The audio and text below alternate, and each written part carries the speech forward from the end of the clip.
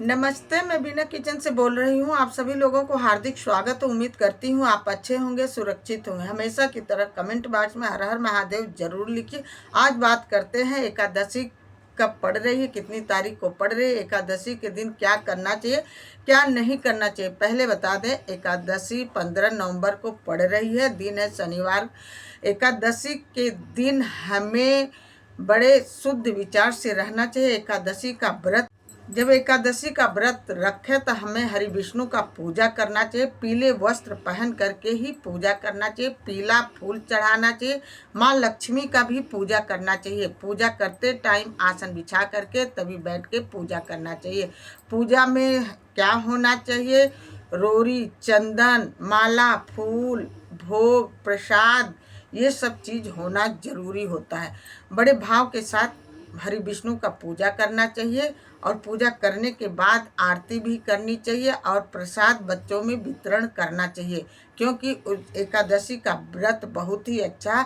जो लोग व्रत रखते हैं अन्न का परहेज करें, अनाज नहीं खाया जाता है।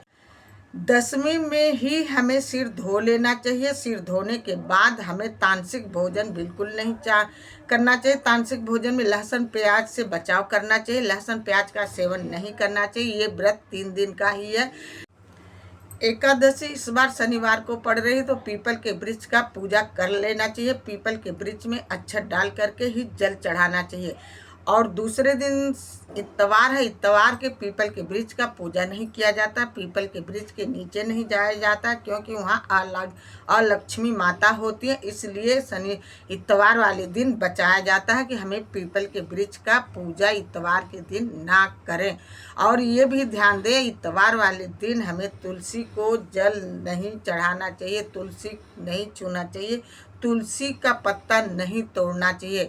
और एकादशी शनिवार को है तो एकादशी के दिन हमें तुलसी में जल नहीं चढ़ाना चाहिए। तुलसी का पूजा कर लें, दूर से ही करें। दिया धूपबत्ती जरूर दिखाएं, पूजा पाठ जरूर करें। तुलसी जी का दूर से ही करें। उस दिन तुलसी माता भी अपने हरि विष्णु के लिए व्रत रखती हैं, तो इसलिए जल नहीं चढ़ाया जाता। कहा जाता है जल चढ़ाने से उनके ही व्रत खंडित हो जाता है, लेकिन ऐसा कुछ नहीं है। पूजा पाठ कर लीजिए, दूर से करिए, तुलसी को टच ना करें। एकादशी के दिन हमें किसी भी वृक्ष का पत्ता नहीं तोड़ना चाहिए। एकादशी के दिन हमें किसी को अपशब्द नहीं बोलना चाहिए। एकादशी के दिन हमें मन ही मन में शुद्ध विचार से हरि विष्णु का जाप करना चाहिए, माँ लक्ष्मी का जाप करना चाहिए, क्योंकि एकादशी का ये व्रत बहुत ही अच्छा व्रत होता है।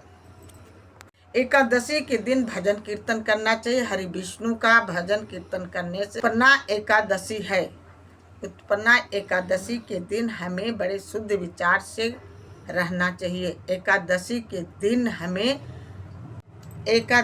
दिन हमें दान पुण्य करना चाहिए। दान में क्या होना चाहिए? वस्त्र का दान करो, दूध का दान करो, दही का करो, मीठे चीज का दान करो। अन्न का दान एकादशी के दिन नहीं किया जाता है, पारण वाले दिन किया जाता है। एकादशी के दूसरे दिन पारण जब किया जाता है तभी नहा धो करके शुद्ध हो करके हमें सीधा छू करके ब्राह्मण को दान देना चाहिए, तभी हमारा ये एकादशी का व्रत पूरा होता है। तो इसलिए ये एकादशी का व्रत बहुत ही अच्छा है। एकादशी का व्रत उत्पन्ना एकादशी के व्रत जो भी लोग उठाना चाहते हैं उठा सकते हैं। वैसे तो हमारे यहाँ देव उठनी एकादशी के दिन से ही जो लोग व्रत उठाना चाहते हैं वो उठा लेते हैं, लेकिन ये भी उत्पन्ना एकादशी से व्रत हम लोग उठाते ही हैं। एकादशी के दिन अपने घर में जो सबसे श्रेष्ठ हो उनका पैर छू कर आशीर्वाद लेना चाहिए और भजन कीर्तन भी करना चाहिए। एकादशी के दिन हमें किसी को अपशब्द नहीं बोलना चाहिए। एकादशी के दिन हमें शुद्ध विचार से भजन कीर्तन करना चाहिए। अब ये हो कि हमसे हमारी बाड़ी से किसी को दुख ना पहुँचे। एकादशी के दिन कोशिश यही हो कि हर दिन ही हमें हमारी बाड़ी से किसी को चोट ना पहुँचे। यदि आपको मेरी वीडियो अच्छी लगी हो प्लीज़ एक लाइक एक सब्सक्राइब जरूर करना।